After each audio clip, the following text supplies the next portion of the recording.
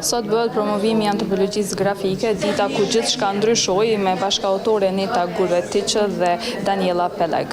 Ky libër tregon 10 histori të personave të ndryshëm të datës së 7 tetorit 2023, ditën kur grupet ushtarake të udhëhequra nga Hamasi sulmuan Izraelin.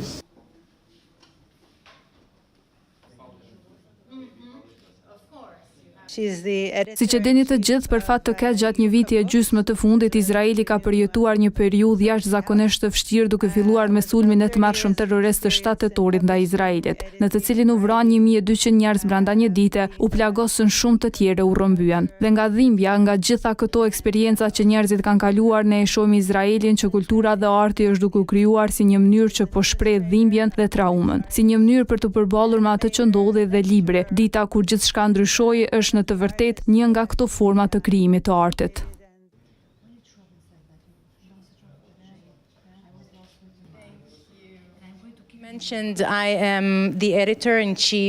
Unë jam një kryeredaktore e një shtëpie botuese relativisht të re në Izrael, e cila kishte planifikuar të fillonte botimin e librave pak pas 7 tetorit 2023, dhe kur ndodhi masakra e 7 tetorit, gjithçka në Izrael u ndal. Nga ana tjetër, ajo ditë dhe javët e muajit pas asaj u karakterizuan nga një shpërthim krijimtarie. Njerëzit përmes rrjeteve sociale, radios, mes tyre po shkruanin, po vizatonin, po ilustrinonin dhe po krijonin animacione si një mekanizëm pothuajse mbijetese emocionale.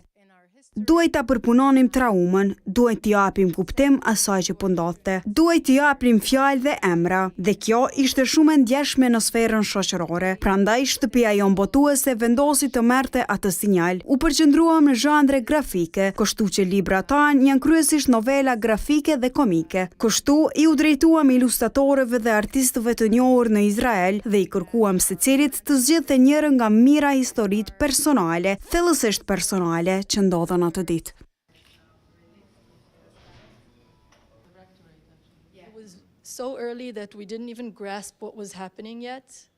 Po, ishte dita kur gjithçka ndryshoi. Për disa muaj asgjë nuk ndjehej njësoj dhe ndjehej sikur asgjë nuk do të ishte më si më parë.